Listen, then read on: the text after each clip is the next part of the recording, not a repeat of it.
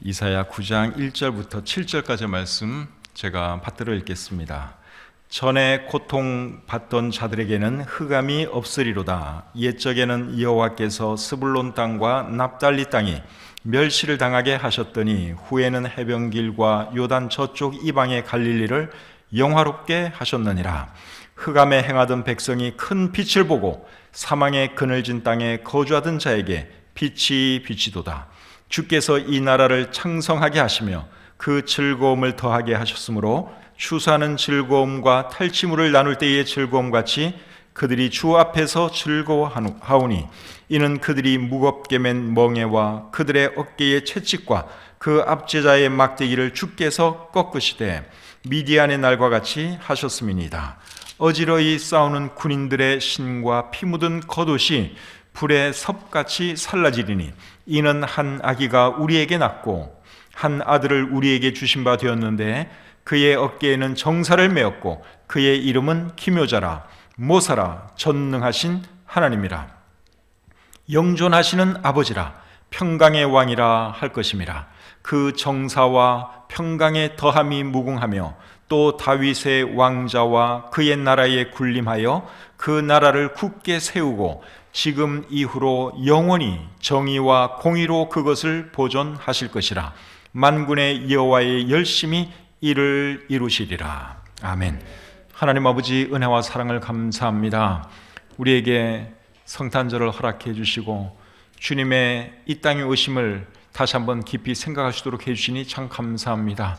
코로나로 인하여 우리가 비대면 예배로 가정에서 이렇게 예배를 드리고 있지만 어디 있든지 하나님 온 마음을 다하여 하나님을 예배할 수 있도록 도와주시고 우리 하나님께만 영광이 돌아가는 귀한 시간 될 수 있도록 역사해 주시옵소서.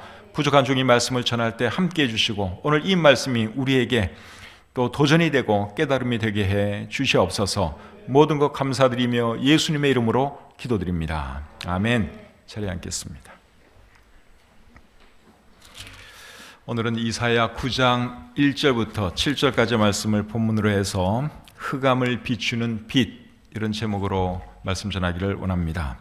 이번 성탄절은 정말 고요합니다. 고요한 밤, 거룩한 밤 우리가 노래하는데 이번 성탄절은 정말 말 그대로 고요한 성탄절이 되었습니다. 코로나 때문에 어디 갈 수도 없고 집안에 가만히 있어야 하니 온 세상이 조용해진 느낌입니다. 성탄절에 예배도 제대로 드릴 수 없으니 뭐 더 할 말이 없죠. 코로나 블루라는 말 여러분 아시죠? 코로나 때문에 우울해하는 것을 코로나 블루라고 하는데 지금 많은 사람들이 코로나 때문에 우울해하고 있습니다. 그런데 왜 미국 사람들은 그 우울한 것을 블루는 푸른색인데 왜 그 색으로 비유하는지 제가 잘 모르겠어요. 우리 같으면 우울한 거는 무슨 색입니까? 잿빛, 회색 이건데 이상하게 미국 사람들은 우울한 것을 블루 이렇게 표현을 하네요. 제가 볼 때는 제가 왜 그런가 내가 생각을 해봤어요. 제가 산책을 하면서 어제 참 우울하다 그런 생각을 하면서 제가 하늘을 보니까 하늘이 푸르더라고요. 그래서 이게 코로나 블루인가 그런 생각도 했는데 그런 건 아니고 어쨌든 간에 코로나 때문에 우울한 것을 코로나 블루라고 합니다. 많은 사람들이 지금 코로나 때문에 우울해하고 있습니다. 그런데 저는 또 어떤 생각이 드는가 하면 많은 사람이 우울하기 때문에 이번 성탄절은 더 큰 의미가 있지 않을까 하는 생각도 해보았습니다. 왜냐하면 예수님은 우울한 세상에 기쁨을 주시고 소망을 주시기 위해서 오신 분이기 때문에 그렇습니다. 그렇기 때문에 이번 성탄절이 비록 조금 우울하기는 하지만 그래도 예수님의 오심을 더 깊이 묵상할 수 있는 그런 시간이 아닌가 생각됩니다. 2절 3절 말씀 여러분 한번 보겠습니다. 오늘 본문 2절 3절입니다. 흑암에 행하던 백성이 큰 빛을 보고 사망의 그늘진 땅에 거주하던 자에게 빛이 비치도다.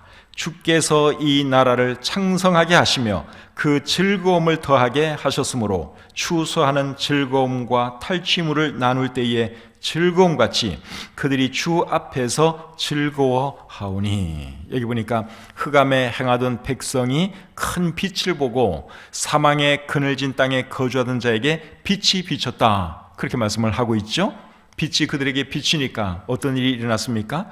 그들이 즐거워하게 되었다. 그렇게 말씀을 하고 있죠. 3절에 보면 즐거움이라고 하는 단어가 3번 나오고, 그리고 즐거워한다 하는 단어가 1번 나오고 있습니다.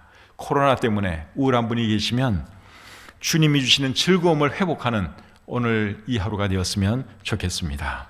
오늘 읽은 이 본문 말씀은 지금으로부터 약 2700년 전에 기록된 말씀이에요. 그러니까 예수님이 탄생하시기 700년 전에 기록된 말씀이죠. 그런데 이 말씀이 누구에 대한 말씀인가 하면 예수님에 대한 말씀입니다. 6절에 보시면 한 아기에 대한 말씀을 하고 있는데 그 아기가 누구겠습니까? 예수님이에요. 근데 이 말씀이 예수님이 탄생하시기 700년 전쯤에 기록되었다고 하는 사실입니다. 우리가 이미 잘 알고 있는 것처럼 예수님은 2000년 전에 유대 땅 베들레헴이라고 하는 곳에서 태어나셨습니다. 유대 땅 베들레헴에서 태어나셨으면 예수님이 유대 사람이나 베들레헴 사람으로 불려져야 하는데 예수님은 한 번도 유대 사람, 베들레헴 사람으로 불려진 적이 없습니다. 예수님은 항상 나사렛 사람으로 불려졌어요. 그래서 사람들이 예수님을 일컬을 때 나사렛 예수라고 말을 했습니다. 저 사람은 나사렛 예수. 그러니까 예수라는 이름이 원체 흔하다 보니까 그 유대 사람들은, 이스라엘 사람들은 그 출신지를 항상 이렇게 앞에 붙이는 경향이 있습니다. 가롯 유다 할 때 가롯도 그 지방 이름입니다. 그래서 예수님은 항상 나사렛 예수이지 베들레헴 예수, 유대 예수 그렇게 사람들이 부르지를 않았어요. 예수님은 탄생은 베들레헴에서 탄생하셨지만 나사렛에서 자라나다 보니까 나사렛 사람으로 사람들에게 그렇게 인식되어졌습니다. 그런데 예수님이 자란 그 나사렛이라고 하는 말은 어떤 말인가 하면 정말 가난한 말이었습니다. 정말 가난한 사람들만 모여 사는 그런 동네가 나사렛이었습니다. 예수님을 낳은 마리아도 나사렛에서 살았는데 마리아는 자기 자신에 대해서 비천하다는 그런 표현을 썼습니다. 누가복음 1장 48절에 보시면 그런 표현이 나옵니다. 마리아가 나사렛 사람이에요. 그런데 비천한 여종이라고 자기 자신을 그렇게 표현했다고 하는 사실입니다. 또 예수님의 제자 중에 빌립이 있는데 이 빌립이 나다네라고 하는 친구에게 내가 메시아를 만났는데 그 메시아는 나사렛 예수다 그렇게 말을 하니까 나다넬이 뭐라고 말을 합니까? 나사렛에서 무슨 선한 것이 나올 수 있겠느냐 그렇게 말을 했습니다. 그러니까 나사렛은 정말 가난하고 못 배운 그런 사람들이 모여 사는 곳이었어요. 그러니까 그곳에서 인물이 나올 수 없다 그 말이죠. 선지자도 나올 수 없고 학자도 나올 수 없고 메시아는 더더욱 나올 수 없고, 그러니까 나다넬이 했던 말이 나사렛에서 무슨 선한 것이 나올 수 있겠느냐 그렇게 말을 한 것이죠. 그런데 오늘 이 본문에 보시면 이제 1절에 갈릴리 지방에 대해서 말이 나옵니다. 근데 이 나사렛이 어느 지방에 속해 있었는가 하면 갈릴리 지방에 속해 있었어요. 그리고 하나님은 그 갈릴리를 영화롭게 하실 것이다 하는 말씀을 하고 있습니다. 자, 1절 말씀을 보겠습니다. 전에 고통받던 자들에게는 흑암이 없으리로다. 옛적에는 여호와께서 스불론 땅과 납달리 땅이 멸시를 당하게 하셨더니 후에는 해변 길과 요단 저쪽 이방의 갈릴리를 영화롭게 하셨느니라. 여기 보니까 갈릴리를 하나님께서 어떻게 하셨다고요? 영화롭게 하셨다 그렇게 말씀을 하고 있죠. 우리가 보고 있는 이 성경은 개역 개정판 성경인데 개역 개정판 성경에서는 영화롭게 하셨다 과거형으로 썼어요. 그런데 최근에 나온 표준 세번역 성경에서는 영화롭게 하실 것이다 그렇게 미래형으로 쓰고 있습니다. 왜 번역에 이런 차이가 있느냐? 그 이유는 이 말씀이 예언이기 때문에 그렇습니다. 그래서 표준 세번역 성경은 아직 이루어지지 않았기 때문에 이걸 미래형으로 표현을 한 것이고, 그리고 개역 개정판 성경은 이루어질 것이기 때문에 이루어진 것처럼 표현하다 보니까 영화롭게 하셨느니라 이렇게 과거형으로 쓴 것입니다. 예언이다 보니까 과거형으로 표현하기도 하고 때로는 미래형으로 표현하기도 하고 이렇게 약간의 차이가 있지만 큰 의미에는 차이가 없습니다. 어쨌든 예언에 관한 말씀이에요. 예언입니다. 그리고 1절에 보시니까 스불론 땅과 납달리 땅이 멸시를 당했다 하는 이런 표현이 나오죠. 근데 이런 땅들도 어디에 속한 땅인가 하면 갈릴리에 속한 땅입니다. 갈릴리는 이스라엘의 그 북쪽 지방입니다. 남쪽이 유다고 중간쯤이 사마리아고 그다음에 그 위 북쪽이 갈릴리 지방이에요. 근데 스불론 땅, 납달리 땅은 갈릴리 지방에 속해 있는 땅입니다. 그런데 1절 끝부분에 보시면 갈릴리를 이방의 갈릴리 그렇게 표현을 하고 있죠. 1절 끝에 한번 보세요. 이방의 갈릴리를 영화롭게 하셨느니라. 갈릴리는 이방 땅입니까? 이스라엘 땅입니까? 이스라엘 땅이죠. 그런데 1절에서는 왜 이방의 갈릴리, 마치 이방 땅인 것처럼 표현을 했느냐? 그것은 오늘 이 본문이 기록될 당시에 갈릴리가 이방 사람들에게 짓밟히고 있었기 때문에 그렇습니다. 특별히 아수르라고 하는 나라, 아시리아에 의해서 짓밟히고 있었어요. 그래서 이사야 선지자가 갈릴리에 대해서는 이방 땅인 것처럼 그렇게 표현을 했습니다. 그런데 하나님께서 짓밟히고 멸시당하는 이 갈릴리를 어떻게 해주시겠다고요? 영화롭게 해주실 것이다. 그렇게 말씀을 하고 있습니다. 어떻게 영화롭게 해주실 거냐? 2절에 나옵니다. 2절 말씀 제가 또 읽어보겠습니다. 흑암에 행하던 백성이 큰 빛을 보고 사망의 그늘진 땅에 거주하던 자에게 빛이 비치도다. 자, 이 땅을 어떻게 하나님께서 영화롭게 해주시겠다고 말씀하고 있는가 하면 흑암으로 뒤덮인 그 땅에 빛을 비춰주심으로 그 땅을 영화롭게 해주시겠다. 그렇게 말씀하고 있죠. 여기서 말하는 이 빛이 누구십니까? 예수님이세요. 예수님을 말합니다. 예수님은 죄로 어두워진 이 세상에 빛으로 오신 분이시죠. 요한복음 8장 12절에서 예수님이 이렇게 말씀을 하십니다. 나는 세상의 빛이니 나를 따르는 자는 어둠에 다니지 아니하고 생명의 빛을 얻으리라. 예수님은 자기 자신에 대해서 나는 세상의 빛이라고 말씀하셨습니다. 예수님이 베들레헴에서 탄생하셨지만 이제 나사렛에서 자라고 사역도 주로 어디서 하셨는가 하면 갈릴리 지방에서 하셨습니다. 예수님은 갈릴리 지방을 비추는 한 줄기 빛이었습니다. 이제 6절에 보시면 예수님에 대해서 더 자세하게 말씀을 하고 있습니다. 자, 6절 말씀을 보겠습니다. 6절 말씀은 너무너무나 유명한 말씀인데 우리 같이 한번 읽어보겠습니다. 집에 계신 분들 우리 같이 소리내서 같이 읽는 거예요. 시작. 이는 한 아기가 우리에게 낳고 한 아들을 우리에게 주신 바 되었는데 그의 어깨에는 정사를 메었고 그의 이름은 기묘자라 모사라 전능하신 하나님이라 영존하시는 아버지라 평강의 왕이라 할 것임이라. 자, 여기 보면 한 아기에 대해서 말씀을 하고 있는데 이 아기는 당연히 예수님이시죠. 근데 아기에 대해서 어떤 말씀을 하고 있습니까? 그의 어깨에는 정사를 메었다. 그렇게 말씀을 하고 있는데 이 말씀은 그의 어깨에는 통치 권력이 있다. 그 말입니다. 표준 세번역 성경은 그는 우리의 통치자가 될 것이다. 그렇게 번역을 하고 있습니다. 그리고 그의 이름은 이제 뭐뭐뭐다 이렇게 말씀을 쭉 하는데 5가지를 말씀하고 있습니다. 첫 번째가 뭐죠? 그의 이름은 기묘자라고 했습니다. 기묘자라고 하는 말은 놀라운 분이라는 뜻이죠. 영어 성경에서는 wonderful 이렇게 번역을 했습니다. 기묘자를 영어 성경에서는 wonderful 의미하시죠? 놀랍다는 말이에요. 그러니까 예수님은 놀라운 분이다. 그러한 말씀이죠. 예수님께서 이 땅에 계실 때 많은 사람들을 놀라게 했습니다. 가르침을 통해서도 놀라게 하시고 예수님께서 행하시는 놀라운 일들을 통해서도 놀라게 만들었어요. 사람들이 깜짝깜짝 놀랐습니다. 아니 어떻게 저분이 공부를 많이 한 분도 아닌데 어떻게 저렇게 놀라운 말씀을 할 수 있단 말인가 그러면서 놀라고 또 예수님께서 이적과 표적을 행하시면 또 그것을 보고 아니 어떻게 사람이 저런 일을 할 수 있단 말인가 그러면서 놀랬죠. 그래서 예수님은 어떤 분이냐? 기묘자이십니다. 놀라운 분이십니다. 두 번째로 예수님을 모사라고 말씀하고 있죠. 공동번역 성경에서는 탁월한 경륜가 그렇게 번역을 했습니다. 영어 성경에서는 모사를 counselor 이렇게 번역을 하고 있습니다. counselor는 상담자, 좋은 자 그러한 뜻이죠. 예수님은 이 땅에 계실 때 많은 사람에게 상담자, 좋은 자 역할을 하셨고 그리고 좋은 친구가 되어 주셨습니다.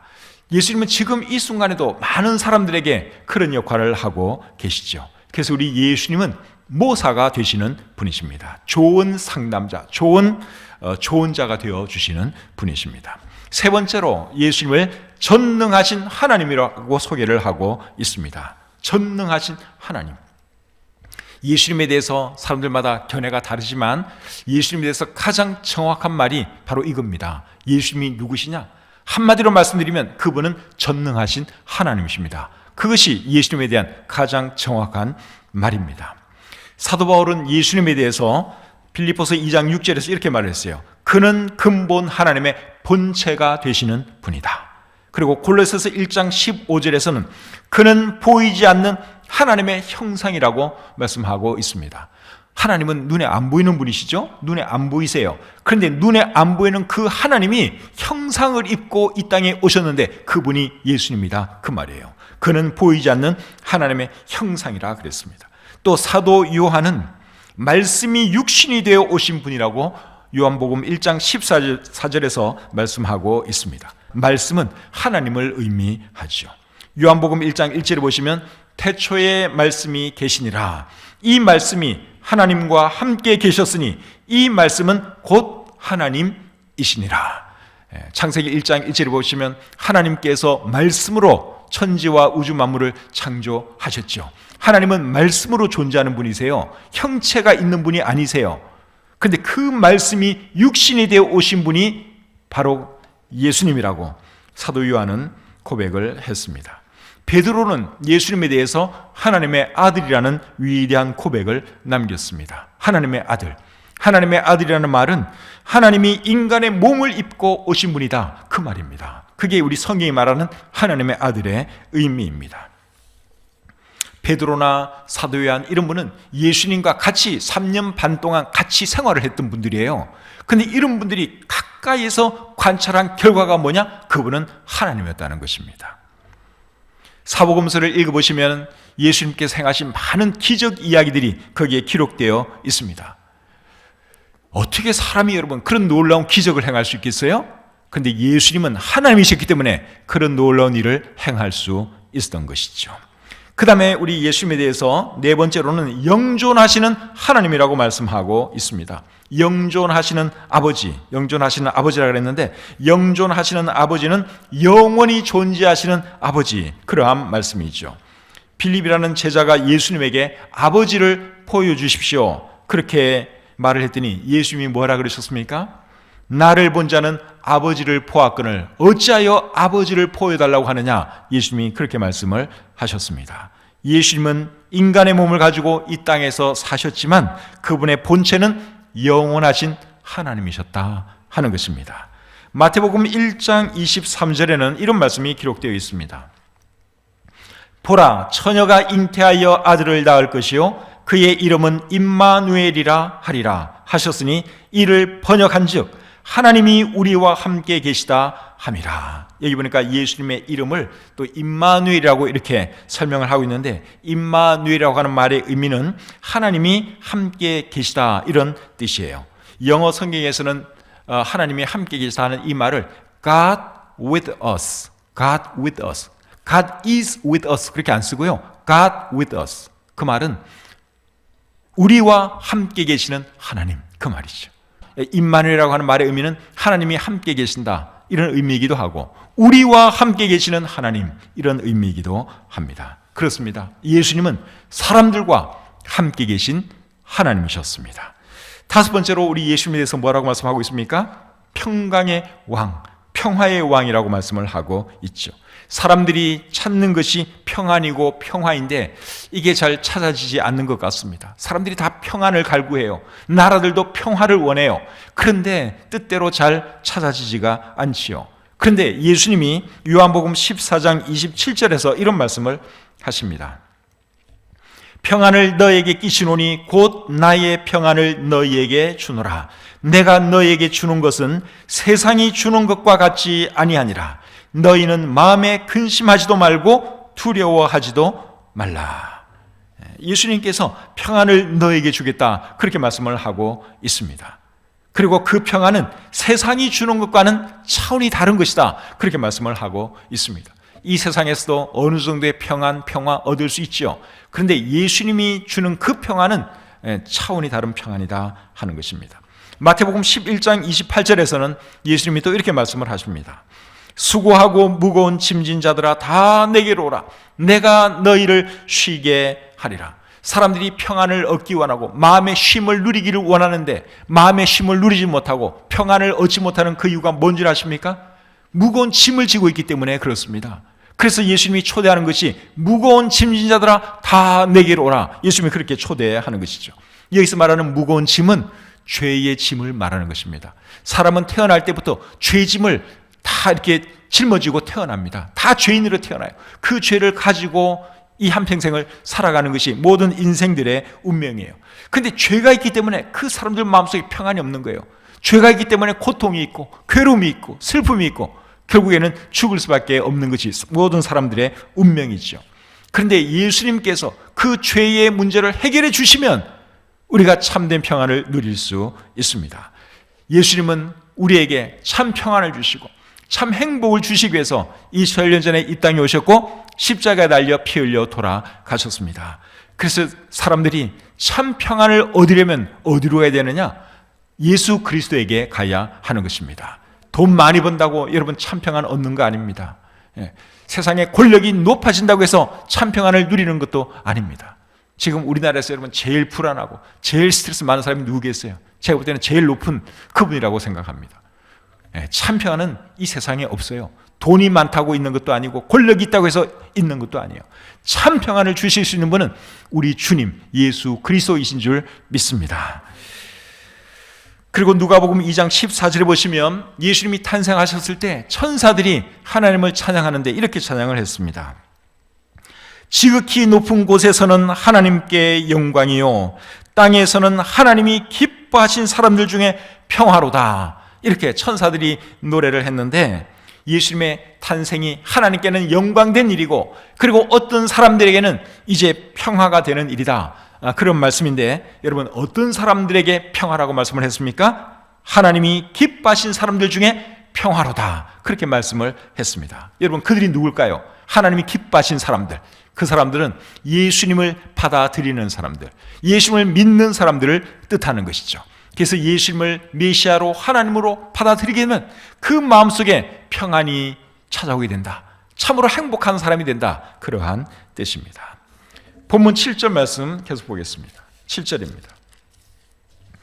그 정사와 평강의 더함이 무궁하며 또 다윗의 왕자와 그의 나라에 군림하여 그 나라를 굳게 세우고 지금 이후로 영원히 정의와 공의로 그것을 보존하실 것이라. 만군의 여호와의 열심히 이를 이루시리라. 7절 말씀의 내용은 뭡니까? 예수님의 나라가 영원할 것이다 하는 말씀이죠. 표준 세번역 성경은 7절을 이렇게 번역을 했습니다. 그의 왕권은 점점 더 커지고 나라의 평화도 끝없이 이어질 것이다. 그가 다윗의 보좌와 왕국 위에 앉아서 이제부터 영원히 공평과 정의로 그 나라를 굳게 세울 것이다. 만군의 주의 열심히 이것을 반드시 이루실 것이다. 여러분 이 말씀은 언제 최종적으로 이루어지는 줄 아십니까? 예수님께서 재림하실 때 이루어지는 것입니다. 예수님은 만왕의 왕이시지만 이 땅에 계셨을 때는 전혀 왕다운 모습을 보이지 않으셨어요. 지금도 예수님은 살아계시고 만왕의 왕이지만 이런 말하면 사람들이 믿지 않죠. 예수님이 어디 있어? 눈에 보이지도 않구만. 이런 말합니다. 그런데 예수님께서 다시 오시면 그분은 만왕의 왕으로 오실 것이고 그의 나라는 영원히 지속될 것입니다. 우리 성경에는 예수님의 재림에 대한 말씀이 굉장히 많습니다.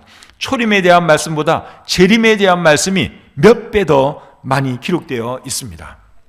성경의 제일 마지막 책이 요한계시록인데 요한계시록도 여러분 어떤 말씀으로 끝나는 줄 아십니까? 예수님의 재림에 대한 말씀으로 끝이 납니다. 요한계시록 20장 22절 21절에 이렇게 기록되어 있습니다.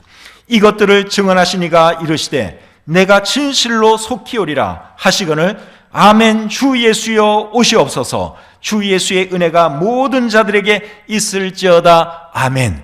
이것이 성경 마지막 내용이에요. 그래서 성경 마지막도 어떤 내용으로 끝이 나느냐?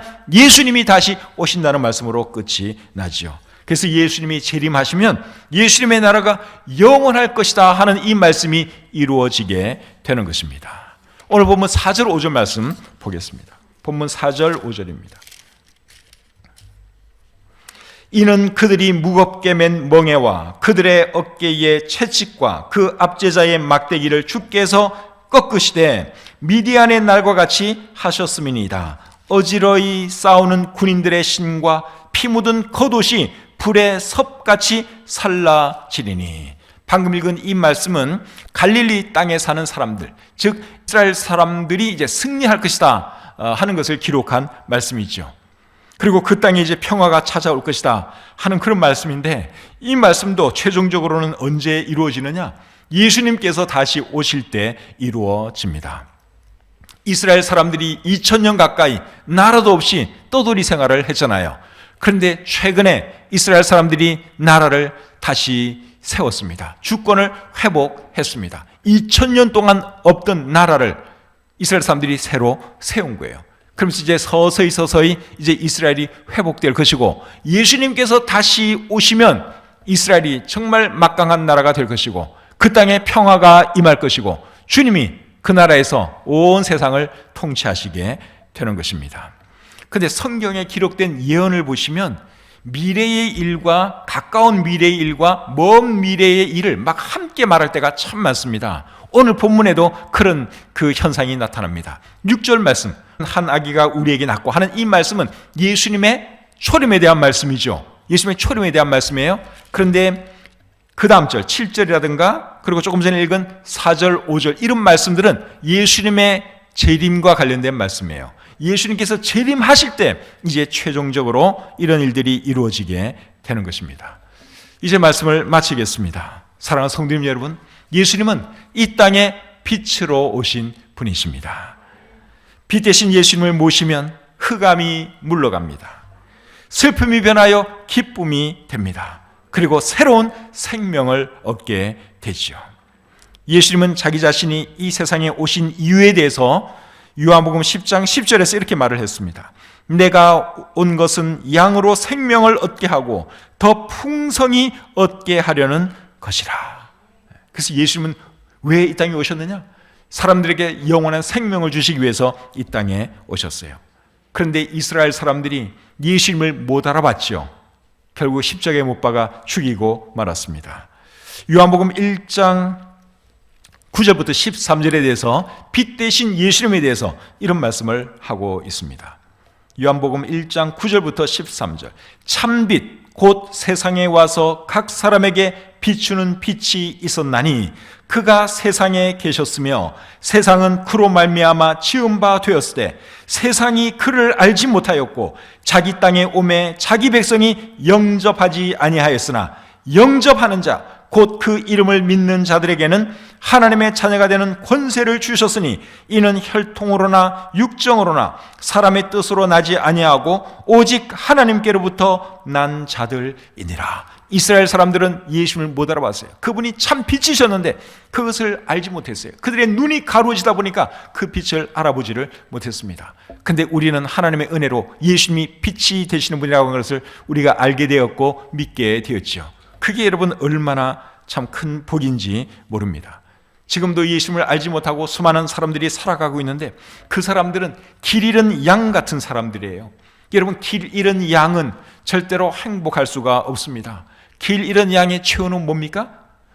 낭떠러지에 떨어져 죽든지 짐승에게 먹혀 죽든지 결국 죽는 게 길 잃은 양의 마지막입니다. 그런데 참 목자 되신 예수님을 만나면 놀라운 변화가 일어나죠. 마음의 평안이 찾아오고 참된 행복이 무엇인지 알게 되고 그리고 영원한 생명을 얻게 됩니다. 베드로전서 2장 25절에 이런 말씀이 있습니다. 너희가 전에는 양과 같이 길을 잃었더니 이제는 너희 영혼의 목자와 감독 되신 이에게 돌아왔느니라. 우리 예수님 믿는 사람들도 한때는 예수님이 빛이 되는 분인 것도 몰랐고 하나님인 것도 몰랐는데 우리가 예수님을 빛으로 알게 되었죠. 그분이 하나님인 것을 알게 되었고 우리의 구세주라는 것을 알게 되었습니다. 그래서 우리가 주님께로 돌아와서 우리는 참 평안, 참 행복, 영원한 생명을 얻게 되었죠. 여러분 중에 아직 예수님을 알지 못하는 분이 계시면 예수님을 여러분의 메시아로 하나님으로 모셔드리고 구원받을 수 있기를 바랍니다. 코로나 때문에 우울하십니까? 저도 때로는 코로나 때문에 우울해집니다. 이게 뭐야 이거, 예배도 제대로 못 드리고 굉장히 스트레스 많이 받고 우울해집니다. 그런데 이 세상 바라보면 여러분 우울할 수밖에 없어요. 뭐 코로나야 지나간다고 해도 코로나가 지나가면 또 다른 전염병이 또 생길지도 몰라요. 아니 생길 겁니다. 왜냐하면 누가복음 21장 11절을 보시면 세상 끝날이 오면은 곳곳에 큰 지진과 기근과 전염병이 있을 것이라고 말씀하고 있잖아요. 그러니까 이 세상 바라보면 여러분 소망이 없습니다. 그러나 예수님 바라보면 소망이 있습니다. 그래서 여러분 우울하시면 주님 바라보십시오. 저도 주님 바라보려고 합니다. 상황이 힘들 때 주님 바라봐야지 다른 거 바라보면 낙심돼서 목회 못 하겠더라고요. 그래서 주님 바라보기를 원하고 여러분들도 그렇게 하시기를 바랍니다. 우리가 바라볼 분은 빛 대신 예수 그리스도 주님밖에 안 계십니다. 기도하겠습니다. 하나님 아버지 은혜와 사랑을 감사합니다. 우울한 코로나 상황이지만 그래도 이렇게라도 예배 드릴 수 있으니 참 감사합니다. 온 성도가 한 자리에 모여서 예배 드려야 하는데 코로나 때문에 우리 성도님들 지금 가정에서 함께하고 있습니다. 하나님 우리의 예배를 기쁘게 받으실 줄 믿고 감사합니다. 세상을 바라보면 참 우울해집니다. 코로나의 상황 속에서 정말 우리들 우울해질 때가 얼마나 많은지요. 세상 바라보지 않도록 도와주시고 우리의 빛이 되시는 주님 늘 바라보게 도와주시고 주님 안에서 기뻐하고 감사하고 행복을 찾아가시도록 도와주시옵소서. 주신 말씀을 감사드리며 예수님의 이름으로 기도드립니다. 아멘.